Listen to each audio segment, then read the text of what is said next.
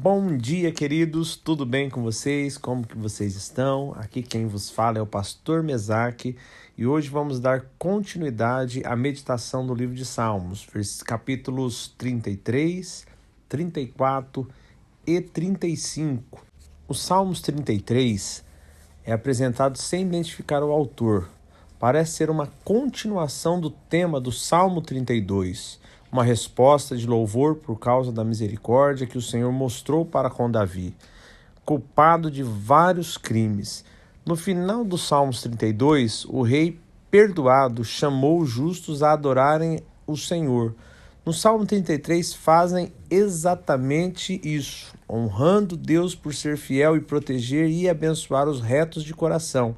A comparação do final do Salmo 32 e o início do Salmo 33 mostra como este continua o tema daquele. O Salmos 32, 11, o último versículo do capítulo 32, diz assim: Alegrai-vos no Senhor e regozijai-vos, ó justos, exultai vós todos os que sois retos de coração. Agora já o capítulo 33, o verso 1 diz assim: Exultai, ó justos no Senhor, aos retos fica bom louvá-lo. Dessa maneira entendemos o louvor do Salmo 33 como reflexo da gratidão de Davi depois de ser purificado das suas transgressões contra o Senhor. Ele convida todos os servos do Senhor a participar do seu louvor, porque todos têm motivo de demonstrar a mesma gratidão. Não deve nos surpreender que um novo cântico, lá no verso 3, levanta adoração a Deus por causa da redenção que ele oferece aos pecadores arrependidos. Observamos a leitura do Salmo 33, o desenvolvimento do tema principal: Deus merece adoração por ser reto e justo, versos 4 e 5. Vamos observar a estrutura de alguns versos de destaque. Os retos e justos são chamados para louvar o Senhor, versículos do 1 ao 5. Deus seria louvado com um novo cântico, verso 3. Apesar de existirem muitos hinos de louvor, o homem nunca exaustaria a lista de motivo de adorar ao Senhor. A expressão novo cântico aparece em Isaías e Apocalipse e várias vezes nos Salmos como maneira de destacar a redenção que o Senhor oferece aos homens. Os motivos do louvor são os atributos de Deus, sua justiça, retidão, fidelidade e bondade, versos 4 e 5. Deus merece louvor por ser criador, versos 6 ao 9. O poder de Deus como criador de todos é um dos temas mais comuns na Bíblia, quando se trata de motivos para adoração. Aquele que nos fez merece nossa obediência e louvor. Se a palavra de Deus tem força suficiente para criar o universo, suas criaturas devem respeitar tudo o que ele diz. Deus domina as nações, versos 10 ao 12. Os mais poderosos líderes passam, outros são eleitos para tomar o seu lugar, e esses também passam, mas o conselho do Senhor dura para sempre. Verso 11. Mesmo quando os homens se exaltam com seus grandes projetos, Deus reina. O Senhor frustra os desígnios das nações e anula os intentos dos povos. Verso 10. Israel, a nação governada por Davi e especialmente escolhida por Deus, ocupava uma posição privilegiada. No verso 12. Deus olha para todos os homens. Verso 13 ao 19. Os versos anteriores mostram que Deus considera os homens no sentido coletivo quando ele julga e exalta nações. Esses versos frisam sua preocupação com cada pessoa. O Senhor olha dos céus, vê todos os filhos dos homens. No lugar da sua morada, observa todos os moradores da terra. Verso 13 e 14. Nesta parte do Salmo, ele traz a mensagem do domínio de Deus sobre as nações ao nível do cidadão. Não devemos depositar nossa confiança em reis e exércitos, pois os homens são incapazes de nos salvar. Deus tem o poder para livrar a alma da morte. Os retos adoradores confiam no Senhor, versos 20 a 22. Os justos olham para além das autoridades humanas e esperam em Deus. Nossa alma espera no Senhor, nosso auxílio e escudo. Nele o nosso coração se alegra, pois confiamos no seu santo nome. Seja sobre nós, Senhor, a tua misericórdia, como de ti esperamos. Amém, queridos? Agora no capítulo 34, nos traz que Davi escapou. Não deu nada certo quando ele procurou abrigo entre os filisteus de Gate. Para sair da cidade, ele fingiu ser louco. Aquis, o rei da cidade, não queria ser incomodado com um doido, e Davi saiu ileso. Leia o relato desse episódio que está em 1 Samuel 21, do 10 ao 15. Davi poderia ter se gabado da sua esperteza, como seria a tendência de muitos de nós. Seria uma história fascinante para contar para os seus netos um dia, como ele enganou o rei de Gate com suas habilidades como ator. Mas quando Davi refletiu no que aconteceu naquela cidade, ele não viu motivo de falar da sua inteligência em se livrar da mão do rei Aquis. Ele percebeu corretamente que escapou dos filisteus pela graça de Deus. Escreveu o Salmo 34 para adorar ao Senhor em gratidão pelo livramento. Este salmo é um poema acróstico, um estilo usado várias vezes nos Salmos e em outros livros. Nesses hinos, cada verso inicia-se com uma letra diferente na sequência do alfabeto hebraico. Esse método provavelmente teria facilitado a memorização do cântico para uso do louvor ao Senhor. Além dessa divisão alfabética, o salmo se divide em duas partes principais: adoração, do 1 ao 10, e instrução, do 11 ao 22. O título do salmo identifica Abimeleque, que parece ser um título semelhante a Faraó ou César.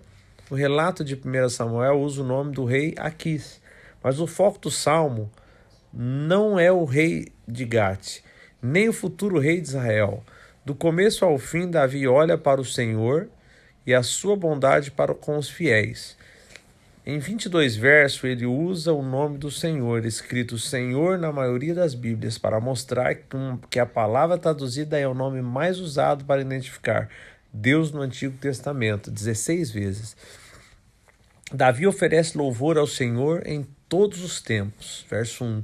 Adorar em tempos de prosperidade e amaldiçoar em tempos de angústia é procedimento de pecadores doidos. Jó 2, do 9 ao 10.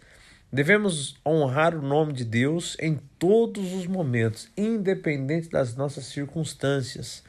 Nos primeiros versos dos Salmos, Davi convida todos a participar da sua adoração. Ele se gloria somente no Senhor, verso 2, não na sua própria sabedoria, força ou posses, Jeremias 9, do 23 ao 24. Deve ser prática de todos, 1 Coríntios 1, 31 e 2 Coríntios 10, 17, 18. Davi junta a graça e a fé nos pares de expressões dos versos 4, 6, 7, 8, 9, 17, 18 e 22. O homem que busca, clama, teme e confia no Senhor, será acolhido, sustentado, protegido e justificado. Algumas afirmações desse salmo são especialmente memoráveis. O anjo do Senhor acampa-se ao redor dos que o temem e os livra, verso 7. Essas palavras prevêem momentos de livramento que viriam mais tarde na história de Israel. O exército do Senhor protegeu o profeta Eliseu dos soldados sírios, 2 Reis 6, do 8 ao 23. Ezequias, descendente do salmista, confiou em Deus quando a Assíria ameaçou as cidades de Jerusalém. O anjo do Senhor destruiu o exército invasor de 185 mil soldados em uma só noite, 2 Reis 19. Quem é o homem que ama a vida e quer longevidade para ver o bem? Refreia a língua do mal e os lábios de falarem dolosamente. Aparta-te do mal e pratica o que é bom. Procura a paz e empenha-te por alcançá-la. Versos 12 ao 14. Nesses versos, Davi ensina a importância da moralidade ética para viver bem. Os olhos do Senhor repousam sobre os justos, e os seus ouvidos estão abertos ao seu clamor. O rosto do Senhor está contra os que praticam mal, para lhes extirpar da terra a memória. Verso 15 e 16. A onisciência de Deus está vinculada à sua justiça e à sua graça. Ele pode condenar os ímpios e proteger os justos porque ele vê todos. Davi falhou quando tentou resolver seu problema pela astúcia humana, mas logo corrigiu seu erro ao reconhecer a verdadeira fonte da sua salvação. Ele entendeu que foi Deus que o livrou e demonstrou sua gratidão total nesse lindo salmo de louvor. Aceitemos seu convite, engrandecei o Senhor comigo e todos a uma lhe exaltemos o seu nome. Verso 3. Agora no capítulo 35, Davi encontrou muitos motivos para adorar ao Senhor. No Salmos 35, ele destaca a justiça de Deus, encerrando o hino com estas palavras: e a minha língua celebrará a tua justiça e o teu louvor todo dia, lá no verso 28, no final do capítulo 35. A perspectiva de Davi sobre a justiça divina não foi de uma verdade geral e vaga, pois ele presenciou injustiça na sua vida que só Deus poderia resolver. Neste salmo ele fala da traição de pessoas que ele tratava como irmãos e amigos. Lembramos alguns episódios difíceis da vida dele, como a história registrada em 1 Samuel 23. Davi foi ajudar o povo de Keila, que estavam sob ataque. Logo depois, Deus revelou para Davi que o próprio povo de Keila o entregaria ao seu perseguidor, Saul. Davi fugiu para o deserto de Zif e foi traído pelos zifeus. Nos últimos anos do seu reinado, Davi também passou algumas situações desagradáveis de traição e abandono. Alguns exemplos sendo registrados em 2 Samuel 19 e 20, provavelmente foi um desses momentos que ocasionou o Salmo 35. Antes de observar alguns detalhes deste salmo, vale ressaltar dois fatos especialmente interessantes. O primeiro fato é que Davi não procura sua própria vingança, pois deixa na mão de Deus o castigo dos malfeitores. O segundo fato aqui é que ele vê Deus em todos os momentos como merecedor de louvor, citando sua salvação e sua justiça como motivos para expressar a gratidão. Salmos 35 se divide em 3 partes principais, cada uma termina com uma palavra de louvor, versos 9, 10, 18 e 28. Em cada parte, Davi olha para os feitos dos seus inimigos, pede a intervenção divina e adora ao Senhor. Observemos exemplos de cada aspecto de sua mensagem. Davi descreve as obras dos malfeitores. Os adversários de Davi eram perseguidores que pelejavam contra o salmista, verso 1 e 3. Eles tramavam contra o homem escolhido por Deus, procurando oportunidades para matá-lo, versos 4, 7 e 8. Fizeram contra Davi falsas acusações, verso 11. E trataram mal aqueles que demonstrou amor para eles. Versos 12, 16 e 20. Davi se viu como vítima do ódio sem motivo nesses inimigos. Verso 19. E assim, se as ofensas contra ele foram ofensas contra os pacíficos da terra. Verso 20. O salmista pede a intervenção de Deus em trazer a justiça contra os seus perseguidores. Os seus apelos empregam verbos de ação, mostrando o tipo de participação divina que Davi desejava. Contente, peleja, embraça, ergue-te, empunha, reprime, dize, livra-me, acorda, desperta, etc. Davi não se vingava, mas confiava na justiça de Deus para julgar sua causa. Acorda e desperta e para me fazer justiças, para a minha causa, Deus meu e Senhor meu, julga-me, Senhor, Deus meu, segundo tua justiça, não permitas que se regozijem contra mim. Ele se dedica a adoração a Deus em tudo que lhe acontece. Davi vê motivos de adorar ao Senhor. Cada parte do salmo encerra com palavra de louvor. E minha alma se regozijará no Senhor e se deleitará na sua salvação. Todos os meus ossos dirão: Senhor, quem contigo se assemelha? Livras o aflito daquele que é de mais forte para ele, o mísero e o necessitado dos seus extorsinários. Versos 9 e 10. Dar-te-ei graças na grande congregação, louvar-te-ei no meio da multidão poderosa. Verso 18. E a minha língua celebrará a tua justiça e o teu louvor todo o dia. Verso 28. Davi encerra o salmo com um contraste entre dois grupos de pessoas. Primeiro, seus inimigos, que ele vê também como inimigos de Deus. E o segundo, seus defensores, que apoiam a vontade de Deus. Ele deseja o castigo do primeiro grupo e a alegria do segundo. Envergonhem-se e juntamente sejam cobertos de vexame os que se alegram com o meu mal. Cubram-se de pejo e ignomínia os que se engrandecem contra mim.